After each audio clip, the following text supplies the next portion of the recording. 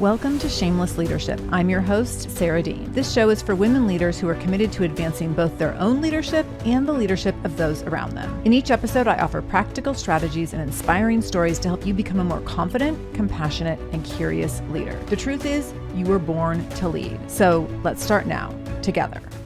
Hello, Shameless Leaders. I am so excited to welcome back to the show my friend, my speaking and coaching colleague, Jessica Frew. So she was on the show a few years ago now, but we immediately hit it off. And when she told me she had a new book coming out, I was like, you got to come back. And her book is timely and important. And we had such a fun conversation today, all about decision making, which is something that I struggle with and almost every woman I know struggles with.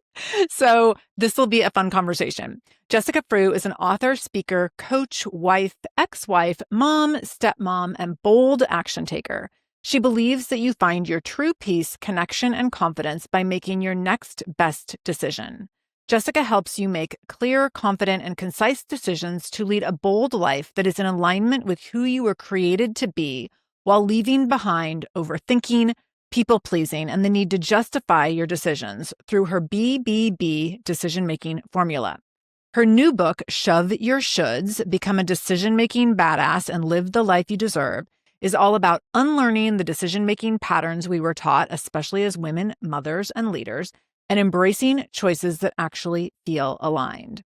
So listening to hear Jessica share the power in giving yourself permission to evolve yourself and your work over time, how your shoulds, in air quotes, quietly hijack your decision-making and breed negative self-judgment, how her narrative around being a stepmom held her back, and how she unpacked this old narrative to write a new, much better one, how to unravel long-term narratives that keep us stuck, and how to write your own narrative that elevates you as a leader, why women hold so much fear around decisiveness. Oh, this was so helpful for me to hear this part. I think you're going to love it. She then digs into the connection between indecision and fear and how to reclaim your power by embracing decisiveness. Amen. And then she gives actual simple steps that you can take in releasing an old narrative that's no longer serving you and possibly even harming you, and then taking, again, those first simple steps to start writing the new narrative. So Jessica is such a fun speaker and educator and coach, and our conversation was lively as always. I know you're going to learn a lot from her. You're definitely going to want to go buy the book, Shove Your Shoulds, but listen into this interview first so that you can get so excited before you go purchase the book. Jessica, welcome to Shameless Leadership, and welcome back to the podcast with me.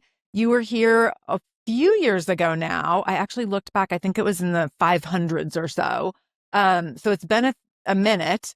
And now you're back because you have a book, which I'm so excited about. So welcome, welcome, welcome. Thank you so much for having me. It is so fun to be back with you. I always love being able to get to chat. It's nice. I know. It's so good. It's so good. I remember our interview from, again, a number of years ago now, but we just always have had little fun Instagram chats. And then you are also the kind of person that just like randomly sends cute, fun packages in the mail, and like you're just the most fun. And people need to go to YouTube. I think the perfect way to summarize all this is people need to go to YouTube and look up this episode on YouTube, because they'll see you're wearing super cute glasses and super cute earrings, and you have fun art in the background. And it's like, you are such a like embodiment of your own personal brand. I love it so much. And that's the kind of person that just sends fun packages for no reason. I love doing things like that. Surprise and delight, right? Yes. Yes. All right. So when you were on the show a few years ago, we talked about your family at the time, and we were talking, at that time, the show was Shameless Mom Academy. So we were talking about motherhood and family dynamics and all sorts of things. You have written a book since you were last here. Life has changed and evolved. And I was just thinking, I don't know if you were here pre or post pandemic, but either way, life has changed for everyone in 1,000 ways in the last 5 years, whether pre or post pandemic. And so tell us a little bit about what has changed for you since the last time you were here, and give us a little update on where your life is at now, maybe kind of leading up to the writing of the book. Yeah. I mean, we have 3 teenagers now in our lives, which is just mind blowing and exciting and fun and all of the things. I have written a book, which feels like a big one. We released the podcast, like we are no longer doing it. I say released is like we let it go, Bless not that and we release. started it. My ex-husband, who I hosted it with, was like, I think I don't have anything else to say. And I'm like, I'm sure you do, but that is great. I will respect that. And now I used to more specifically work with women who were going through divorce or betrayal or had had a partner come out. My ex-husband's gay. And so I worked with a lot of women in that experience. And now I realize I help women make decisions through transitions in their lives. I really love working with ambitious women who are leaders, who are out there. They want their voices to be heard. And so helping them understand how to make decisions that are aligned with who they are so that they have the most impact in this world. So yeah, that's kind of where we're at. I have a pickleball court in my backyard now, so Oh my that's fun. gosh. Things like that. So fun. So fun. I Yeah. love all of this so much. I think it's so exciting to hear how people's work evolves over time and how as Yes. we grow and grow through different experiences, especially if you have the privilege of being in this entrepreneurial space, comes with pros and cons, that privilege, let me say. But if you have the privilege of being in this space, there's so much that we can open ourselves up to in terms of giving ourselves permission to grow, for our businesses to grow and evolve as we grow and evolve and learn. As our kids grow and evolve, like just so many things change that we can really embody our gifts and talents and strengths in different ways in different seasons in our life. So I love that I love the direction that your work has gone over time, and that it started in one place, and as you grew and learned and grew with your clients, now you're in this new season. And I think that resonates so much with me, because I very much at a certain point with the Shameless Mom Academy, I was like, oh my gosh, like I love what I've built here. And also I've learned and grown so much from this experience and from all the women that I've served in this experience. And I'm seeing kind of this trend and need for me to serve in a different way, or people asking for different things from me. And I'm really ready to go in that direction. And for me, that was also women in leadership. And it's been exciting to step into a new direction and think through how we can take the best parts of ourselves from previous experiences and into something new. Yeah. I think it's interesting too in that evolution. Like there's part of us that is afraid to release that old identity. This is a lot of what I speak to in decision making too, is that idea that like, what does it mean about me if I move forward, if I switch, if I change? And so being able to own that as we do and take, like you said, the parts that work and the parts that feel good still, and take those with us into the future. Absolutely. And I think that takes some discernment. And as you mentioned, decision making a minute ago, it takes some decision making to decide, I'm going to do it this way instead of that way. I'm going to, and that feels a little scary. Like that can be definitely a little twingy for people. But it's also, I think it creates a lot of expansion in our life, and it really allows us, it opens up so much potential. We haven't addressed the title of the book. So let's name the book. So the book is Shove Your Shoulds, Become a Decision-Making Badass and Live the Life You Deserve.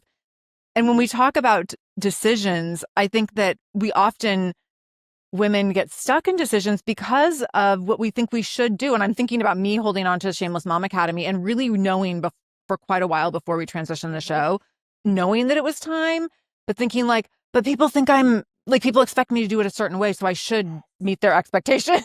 Decision making gets really caught up in those shoulds. So can you talk a little bit about the shoulds and explain what a should is and how shoulds can kind of hijack our decision making without us even realizing it? Yeah. Yeah. And what you're speaking to, like in your own mind and making that shift, I think speaks to a lot of people pleasing, that women, we tend to think about that first of, but if I do this, what are people going to think and how are they going to respond?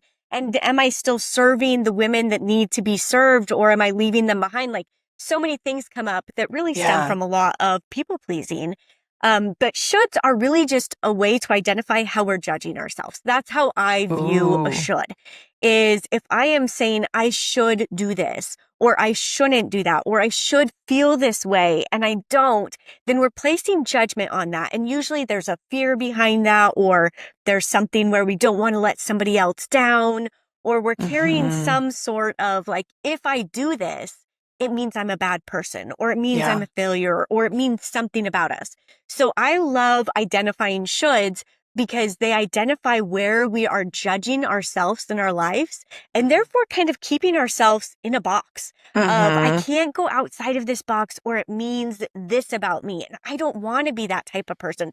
I'm not that type of person. And so we keep ourselves in this little box of shoulds that keep us from really being able to embrace who we are because we're stuck in that judgment. We're stuck in that shame, that guilt, whatever it is. And so that is why I love identifying shoulds, is because it's such an easy way to hear judgment for ourselves and judging Yeah. others, which we Yeah. we should on other people a lot as well. Oh, we sure do. One thing that Yes. came to mind when you were talking is that if we are really if we limit ourselves to doing what we think other people expect, or if we stay in that world of, if we keep ourselves in that space of judging ourselves based on our shoulds, um, when we decide to step out of that, I think one of the scariest things for me at times has been that if I decide to do what I know is the next right step, how are other people going to judge me, and Yep. what are their shoulds about me going to be? And as I've gone through, built multiple businesses over time and built them very publicly, because I started building businesses kind of right alongside the advent and growth of social media. Um, Yeah. that's been a really interesting component for me that I had a lot of insecurity about earlier in my career, earlier as an entrepreneur, and that I've totally let go of now. But Yeah. that idea of like, okay, like I'm giving myself permission. I'm stepping out of a should. I'm making a decision. But now I'm a little nervous. Like, are other people going to be like, you should or should not be doing this, or you should do it this way or that way? And I think that part can be really uncomfortable. I think that is where the main point of discomfort lies for so many of us is, what are my parents going to think? What are my kids going to Mm-hmm. think? What's my partner going to think? What are the people I'm trying to serve going to think? And we get so hung up on that that it keeps us stuck, and it keeps us from embracing what our true purpose is and what our Yeah. calling is. And it keeps us disconnected from ourselves and therefore ultimately disconnected from everybody in our life that we want to be connected to, or Yeah. anything in our life, not just people, but anything in our life that we want that deep connection and we want to serve with purpose, with clarity, and Right. ultimately, I always say, with concision. We want to be Mm, able to work through those things in a way that feels good because we have limited time here on this earth. And while we don't want to like let that run our life, we also want to acknowledge that there are things I want to do and I want to keep moving forward in yeah. living towards those. So I, in the decision-making method that I teach in my book and with my clients and all of those things, we work through those. And I think that's really like the second step is, I call it be humble, but it really is just understanding, where are we carrying these beliefs about Mhm. what other people are going to think and how are they keeping you stuck? And how Yeah. could you see this differently? Like, how can we reframe it and look at it differently so that that story works for us instead of against us? Exactly. Yes. Yes. We have so much power to write our own narratives. And I think that until we realize that, we give a lot of other people permission to write them for us. Yeah. Yeah. And I Which, talk about, like, in the book, how to release those narratives and work through those. But I think one of the things we really have to understand about that specifically is that we have told ourselves, or somebody else has told us, this narrative for years. So it is mm, deeply ingrained in us. Whatever yes. the narrative is, it is deep in there. And therefore it takes a lot of times, like, doing the opposite or coming up with a new narrative and repeating that to ourselves to get us out of that narrative and release it. I think we want to have it be one and done and it's over. But it's like, Hmm. if you think about commercials now, or as people who are doing marketing, you have to have a client or a customer see it, like they say, 7 to 12 times before Yeah. they are going to opt in. That's why you see the same commercials over and over again. That's why you hear people on social media talking about things over and over again, is because you're not taking action until 7 to 12 times in. Same Right. with these stories where we're rewiring, is we have to keep consistent in changing that narrative over and over again until it actually sticks, until we feel it in our life so we can move forward. Right. Right. I always think of health and wellness kind of analogies. Yes. Like Yep. you don't eat broccoli one time and then you're like, now I'm healthy for the rest of my life. Or you don't work out one time and like, now I can go run the marathon. It's like everything is like, okay, I have to change the habit the first time and then I have to keep changing it every day after that. Yeah. Yeah. And it doesn't have to be a perfect process. Like I think we get It doesn't have to be hard and heavy and perfect at all, because that every day after that sounds very heavy and hard. But it's like the thing that actually sets us free is when we can rework these narratives in our mind and understand how to help them, like how to help us move forward with those. Right. Yeah. Absolutely. In your book, you share personal stories and client transformations. Can you talk a little bit about one decision that you made that felt terrifying in the moment, and ultimately, though, that decision changed the course of your life in some way? Yeah. I'm going to think about like the narrative that I've been carrying and one of the decisions I made in releasing that narrative. And it comes back to me, like the one that came to mind right now is my role as a stepmom. And I was shutting all over myself as a stepmom to the point that I left my husband for a while, like in my second marriage. I was like, I can't do this anymore. I am a mess. I've completely lost who I am. And one of the stories I was telling myself is that I was a horrible stepmom. And I was carrying that not just because I was feeling so out of alignment with myself, but also I had been told that from outside sources. And so I was carrying this narrative. And I remember one day I was out for a run and I was feeling this, and I talk about this in the book. I was crying because I'm like, I am such a horrible stepmom. And I was like, wait a second. Like, why am I telling myself this? Why am I letting this narrative run my life? And so during this run, I can remember exactly where I am on the trail running. I'm thinking, okay, I'm going to start unpacking this right here, right now. Am I really a bad stepmom? And I was like, no, when it comes down to it, I know that's not the truth. And I started going through questions, asking myself, like, what is the thing that makes this true on the other? Like, what do I know to be true about me as a stepmom? And that counteracts this narrative.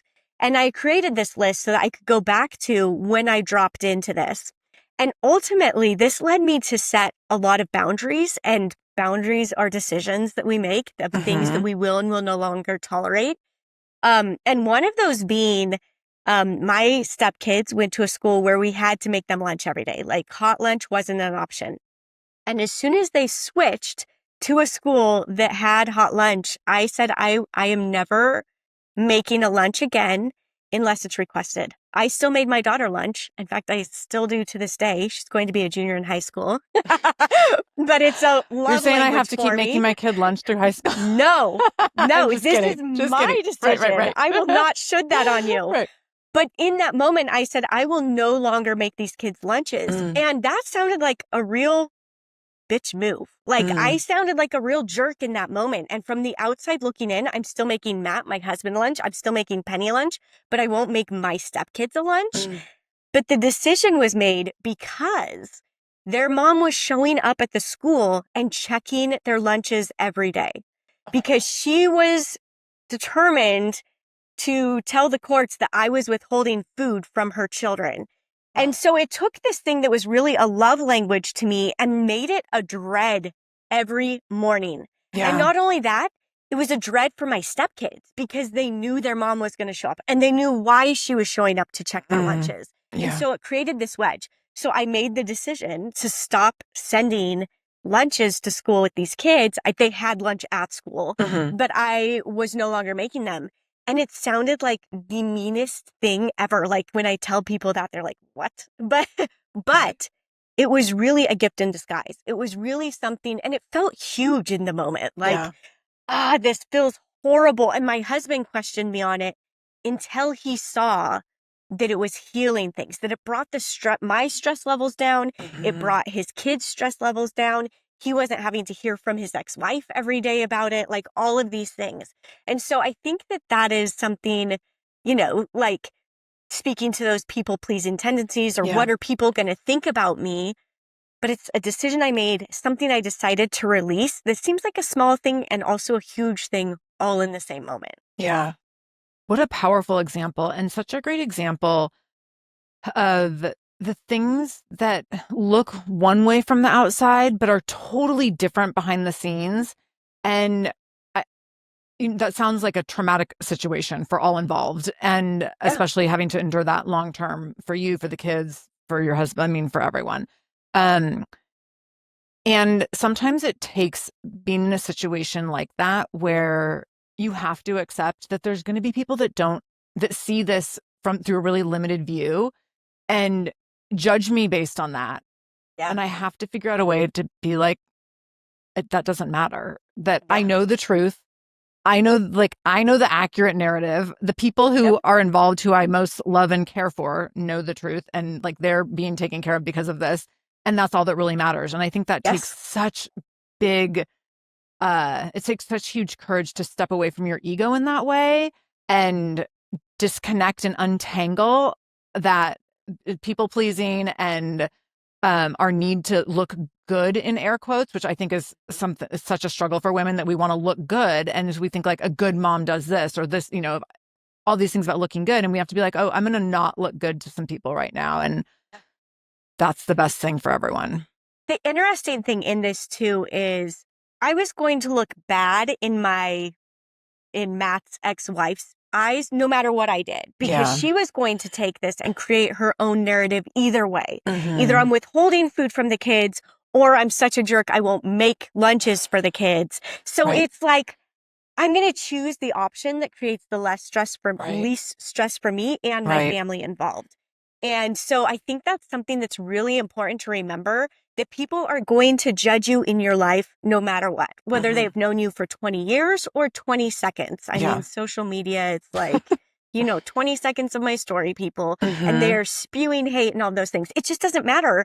And so what matters is that you feel good about your decisions and you start making decisions that feel good to you. And the more you do it, the more freedom you get. And I love that you touched on the ego, because that's like step 2 of the decision-making process, is being willing to release that ego so that you can release this desire to be right or to be seen a certain way, so that you can actually do what feels good. Because I mean, we talk so much about like nervous system dysregulation and all of these things. And so many women are suffering from chronic illness and autoimmune disease, and our bodies are shutting down.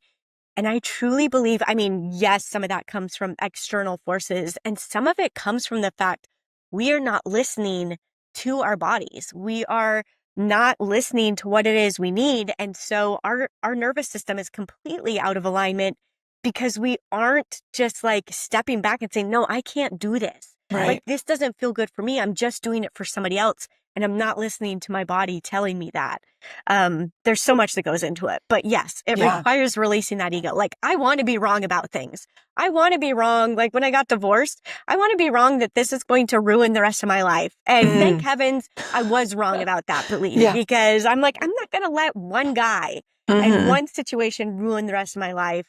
I'm going to make this something better. And I'm going to allow my ego, I'm going to say, step aside. Let me see how this could work for me instead of against me.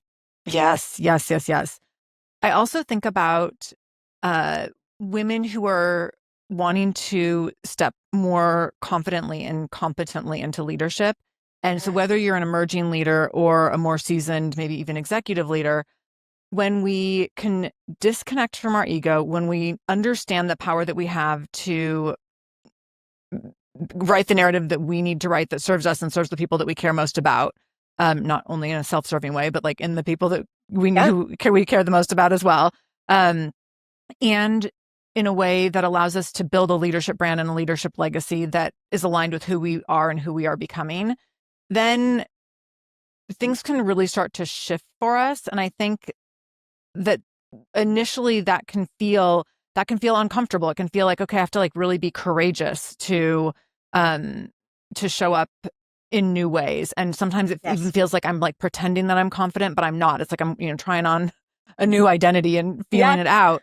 But over time, I work with a lot of the women I work with, we work on leadership brand development. And over time, that ability to own a narrative, to write the narrative in a way that best serves your purpose in an ethical way, like important asterisk there, and to be able to walk into any room and know your innate worth and know how you can contribute and know what you stand for so that no one can take anything away from you.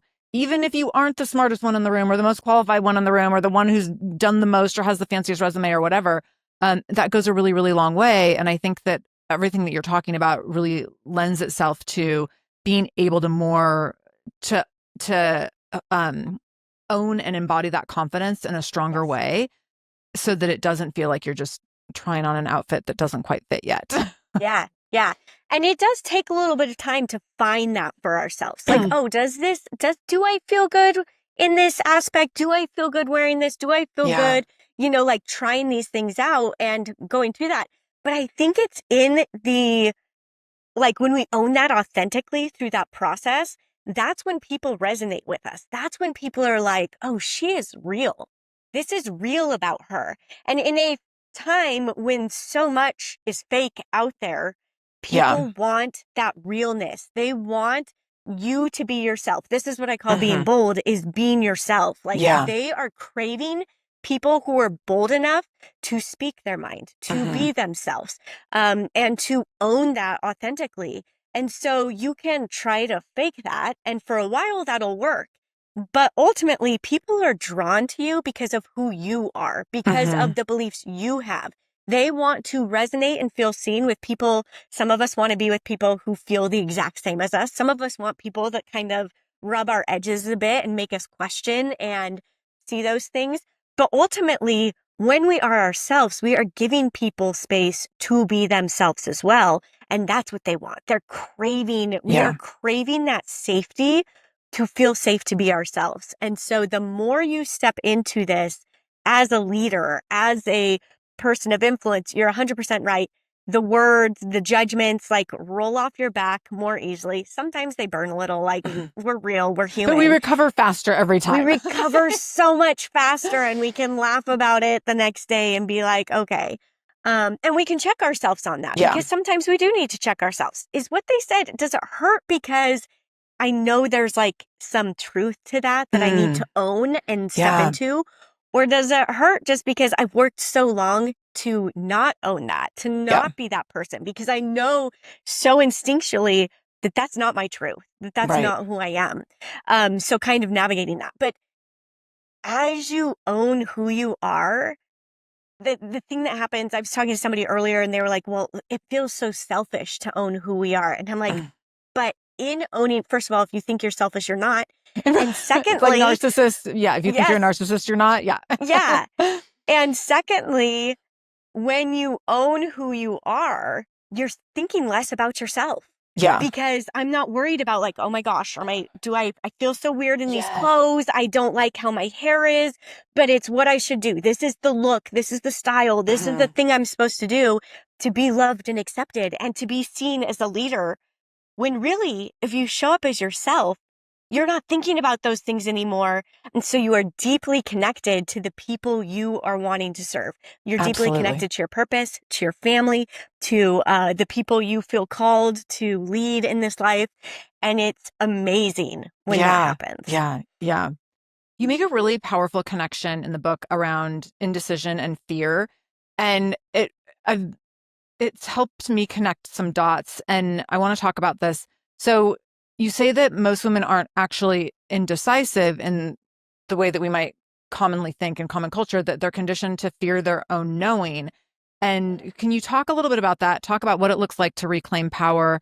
And I think talk a little bit about, when I think of this connection between fear and indecision, it makes me it makes me automatically feel competitive with myself to be less indecisive, to be more decisive, to be like, oh, I'm not going to let fear drive. So I don't want to sit in indecision anymore, because that means I'm letting myself sit with fear. And it's okay to sit with fear to make sure that we're being, fear is important. We need to feel protected.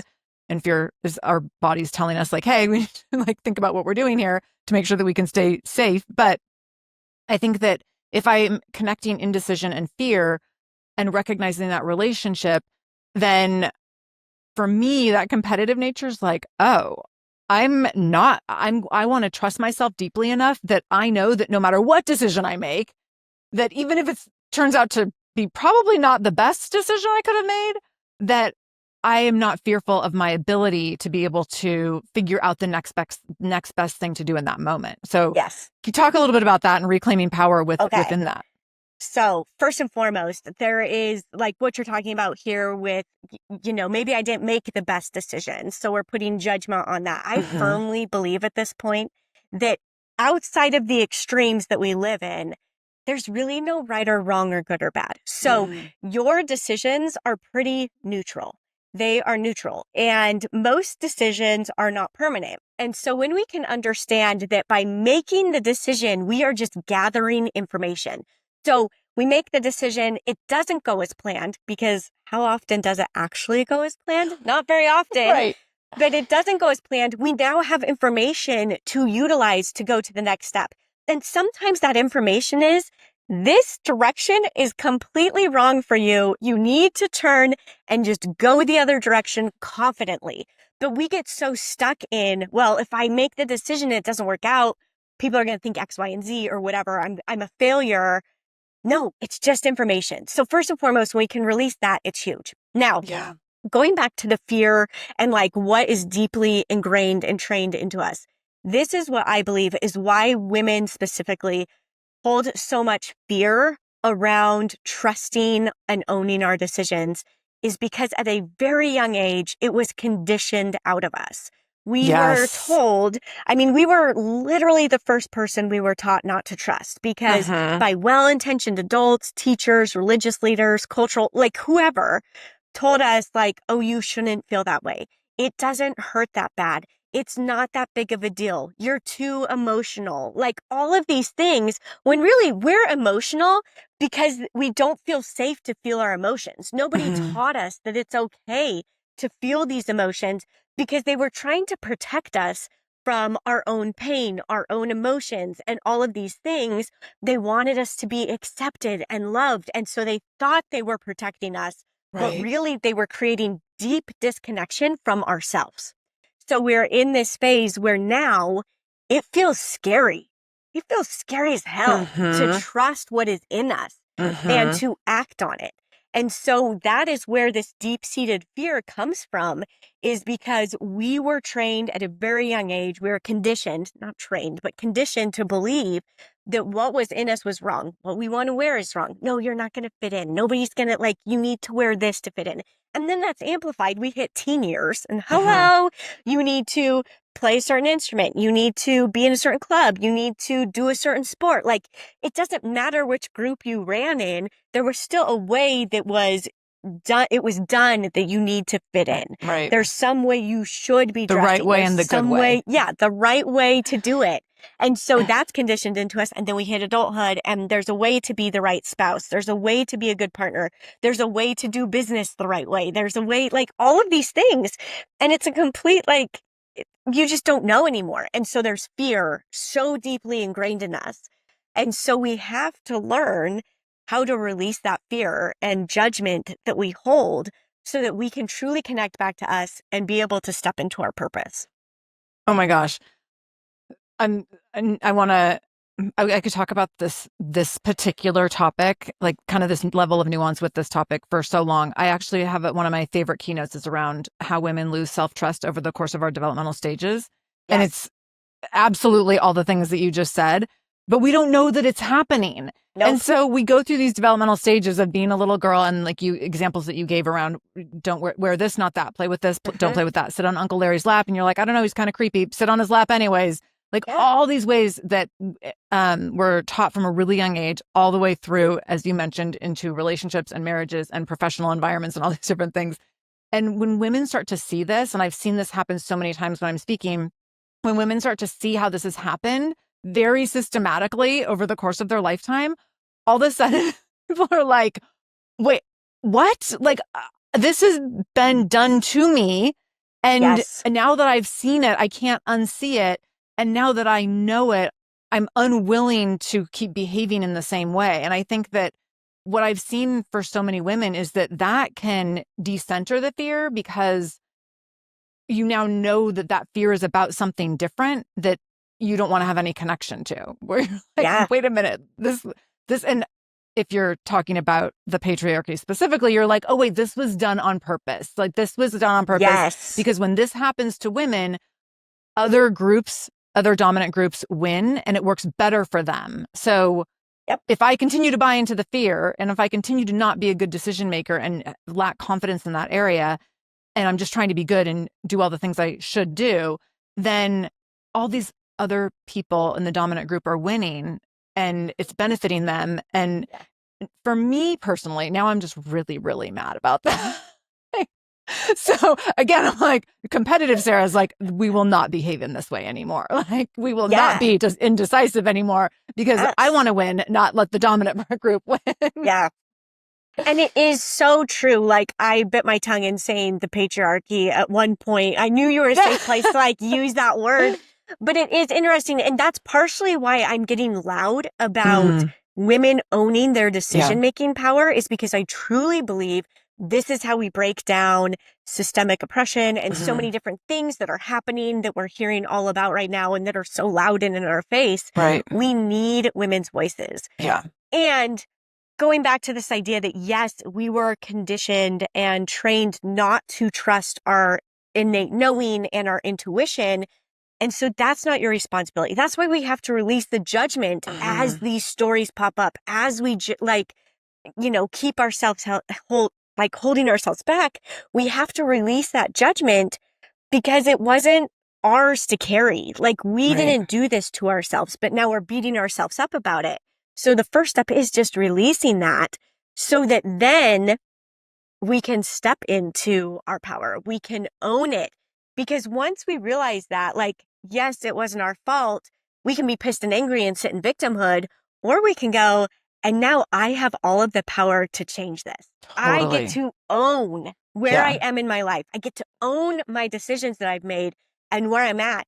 And when I own them, it means I have power to change it. And it gets me, I watched you get lit up at this topic too. Yeah. It gets me so lit up. And I love that we have so many different women speaking to this because we all hear it in different ways. So you're going to say it one way, I'm going to say it another way. And that's the power of owning this. Is the more we speak up, the more we help women connect back to themselves, and we're more connected to ourselves, we can pull everybody up with us. Absolutely. Yeah.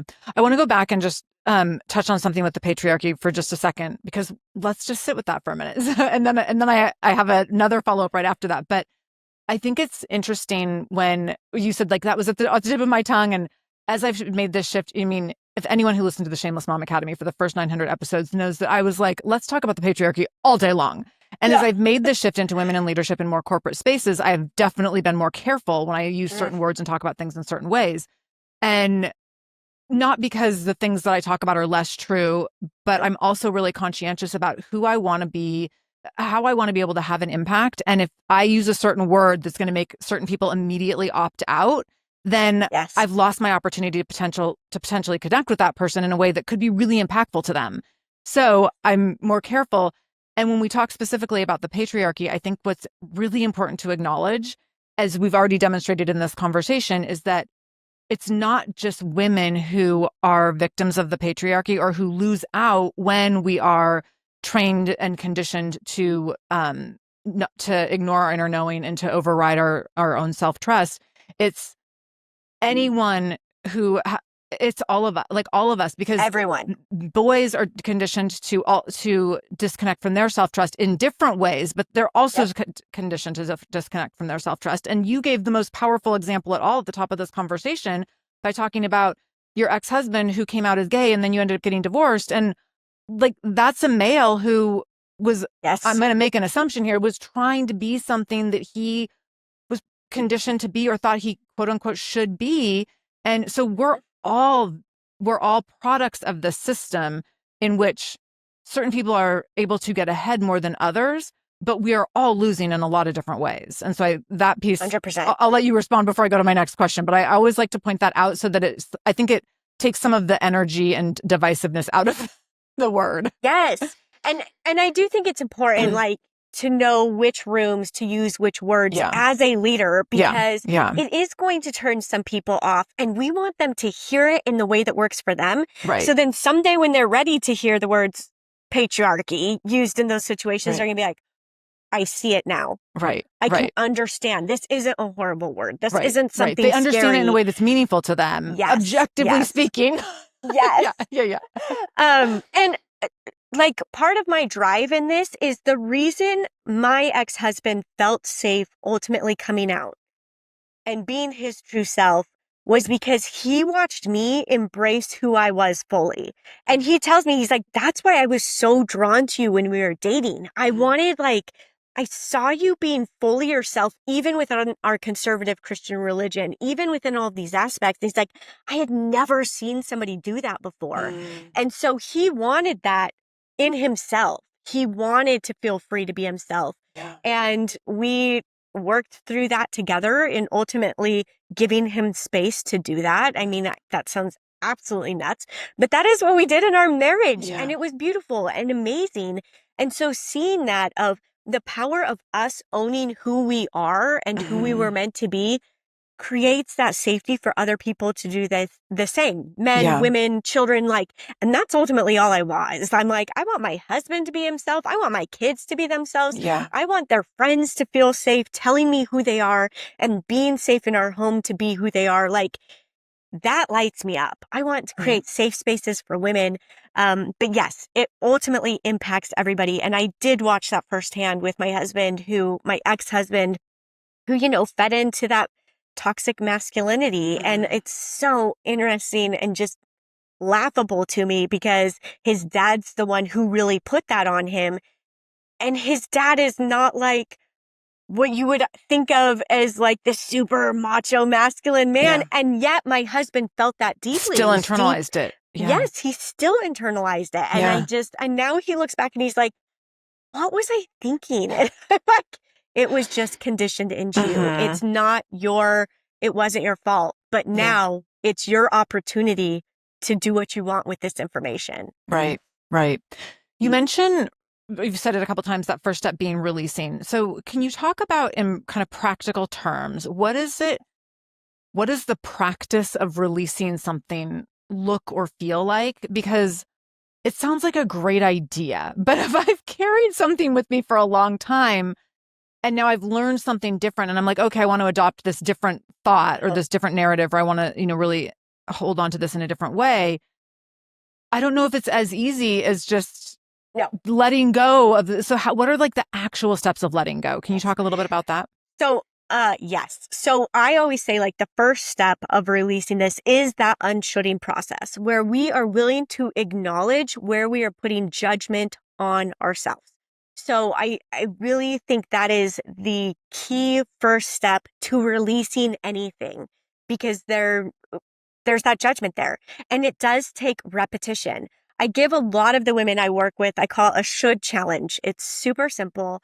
And what it is you identify one thing a day of where you are shoulding on yourself. So we look at like 12-step programs. This is the first step, is just that acknowledgement. That is the first step in decision making, is just acknowledging that we are placing judgment on ourselves, that we're shoulding on ourselves. I call it being gentle because, things have been put in such a masculine terminology. I feel like being gentle is such it just softens things. We're going to be gentle with ourselves for once in our lives, maybe for the first time in our lives.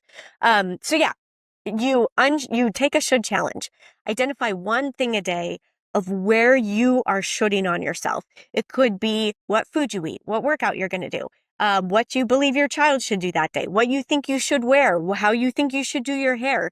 We're going to identify it. Later on, we're going to try and understand it and release it. But we can't release it until we identify it and start releasing that judgment. And I think this is why I wrote this book, is because so often we're like, oh, you just release it. We're going to burn it. We're going to write it down and we're going to burn it and release it. And I'm like, symbolically, that's great and beautiful. And also, this is a muscle we have to strengthen, just as we talked about, like running or lifting weights or whatever.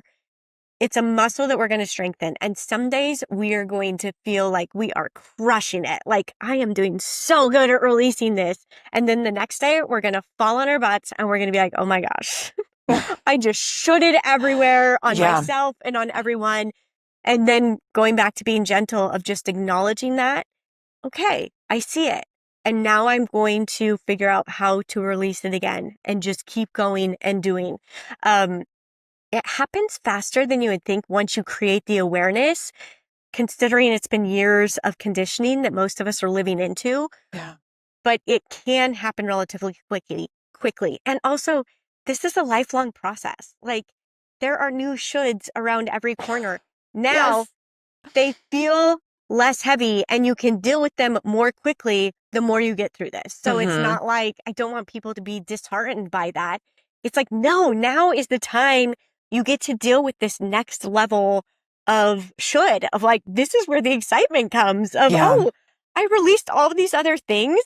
And therefore I have this space and capacity now to take on the next level, to do the next thing. And usually it's growth minded. Like I think there's like a healing kind of time. And then we get more into growth minded and healing. And we kind of go back and forth between those. And it's beautiful. Yeah. I love the examples that you gave. And I also was thinking of examples of women in terms of how the examples you gave were kind of thinking of in our personal lives, and especially as we frame our days and get ready to take on our days.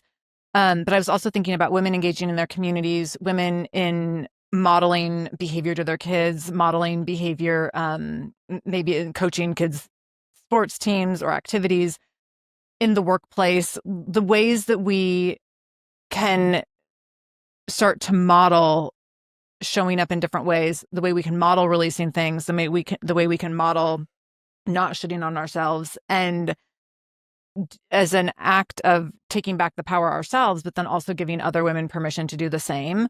And I think that piece is really important as well. When I think about,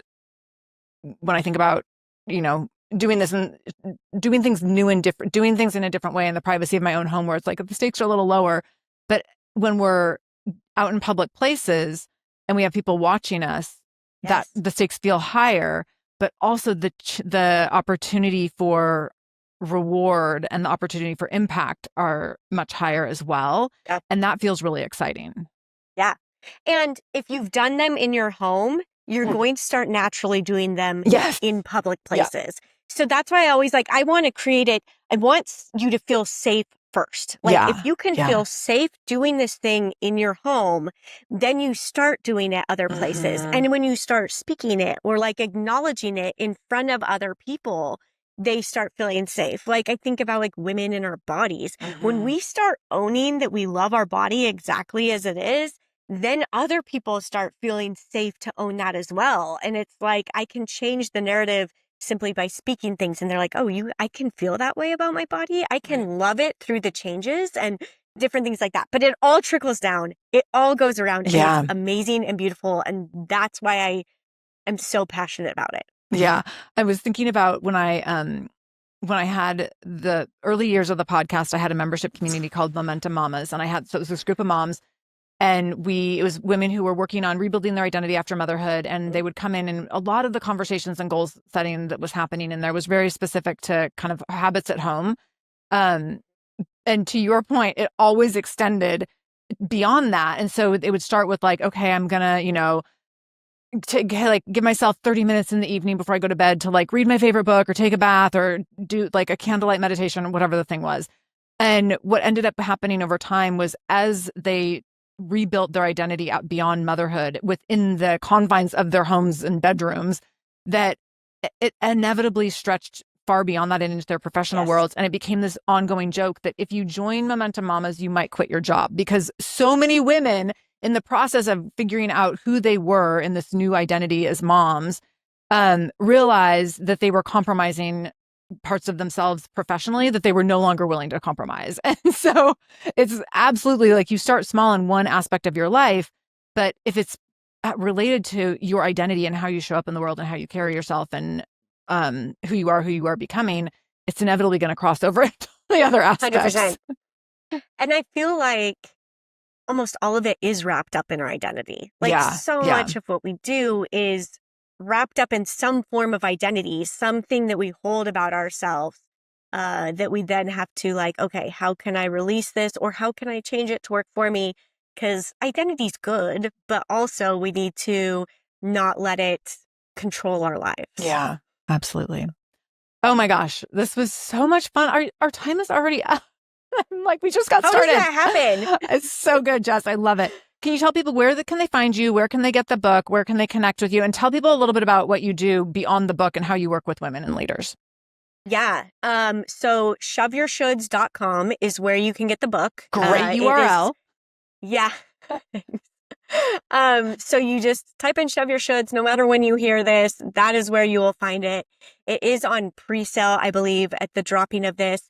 And one of the things, like, there's different options that you can get for bonuses during pre-sale. And I really recommend, if you are like, I want to understand this, jump into like the middle option. Okay. It has like a program, a 6-week program that will go through and really help you identify where you are getting stuck in the decision-making process and releasing and judgment and all those things. And you'll make one decision during that time and act on it. And it's going to be amazing. I love it. So that's that. You can find me on Instagram at Hey Jessica Frew. That is where I am most active. And what I really do is help women, especially who are, we are out here with a purpose and we want to work through transitions more quickly. I often get women who are like, hey, I'm feeling this in my business and this in my relationship, and I don't know which to deal with first, or I don't know where to go. I help them like identify those spots of where the action needs to be taken first, and not what I think you should do, but what I'm hearing you say you want to do. And so that's the power in that. I take you into like a container and one-on-one container, and we work through that in real time so that you get to get through this. The goal isn't speed. I'm going to say faster, but so that you're not giving up this time or your purpose or your connection to your kids. Women always say, oh, I'm just going to wait until my kids are out of the house. I'm like, no, bull crap. Yeah. If you aren't connected to you aren't connected to your kids in the way that you could be. So I just help them work through those transitions in a way that kind of like gets the ball going, helps you do it more quickly so that you aren't stuck in that indecision and disconnection from yourself and your purpose. I love it. So we will link everything up in the show notes. So if people go to sarahdean.com/podcast, you'll be able to see all of our episodes. You can click on the episode with Jessica Frew and then click right through to shoveyourshoulds.com. We'll have your Instagram handle at Jessica Frew or at Hey Jessica Frew linked there as well. So people can just click right through. So much goodness, Jessica. Thank you for being here. And our final question before I let you go is, how are you currently showing up as a shameless leader? Just owning who I am and doing the scary thing. This week, I recorded the audio for my book. And I saw that on Instagram and I wanted to ask how it was. I've heard it's really hard. It was so scary. Like, I am not good at reading out loud. It is not my forte. I'm not lying about that. It is just not something that comes, like, my brain doesn't work that way. I am smart. There's like all sorts of things I had to unpack about it. But I did it. And I'm so grateful for the recording studio I did it with. They were so encouraging and supportive, and it went great. And I'm like, okay, I did it, and now I can do it again if I want to, or maybe next time I'll be like, nope, we'll see. But that was something, overcoming my own shoulds and the fears behind that and what it means to me if I don't do it perfectly. So yeah, I was very proud of myself. I have to, as an audiobook listener, I just have to say thank you for recording your own audio, because it makes a big difference to me as a listener when I know it's the writer, the author, doing the narration. It's like there is something really intimate about it that is very different than a narrator who is not the author. 100%. Yeah, and I find that just every time I listen to a book that's narrated by the author, I feel like I'm listening to my friend talk to me. And when I listen to something it can still be great if someone else narrates it, but it definitely feels different. So thank you for doing that. Yeah. And that's why I did it. As I was like, I know that I feel connected, more connected to the book, more connected to the vision of it when the author reads it. I'm like, I can do this. I can do hard things. Yes. So good. Oh my gosh. Jessica, thank you so much. When you write the next book, you have to come back again. Okay. Amazing. I would love that. Thank you for being here, and thank you for everything that you're putting out into the world. I'm so excited about the book. So huge congratulations on Shove Your Shoulds, and we will talk again soon. Awesome. Thanks, Sarah. Thank you for allowing me to spend time in your ear today. If you liked this episode, be sure to subscribe to this channel. To learn more about my speaking, training, and coaching services, visit sarahdean.com. That's SARADEAN. I would also love for you to connect with me on LinkedIn at sarahdean.com/LinkedIn or on Instagram at sarahdeanspeaks. I love hearing from my listeners. Thank you for showing up for yourself today. I see you, I hear you, and I'm holding space for you today and every single day.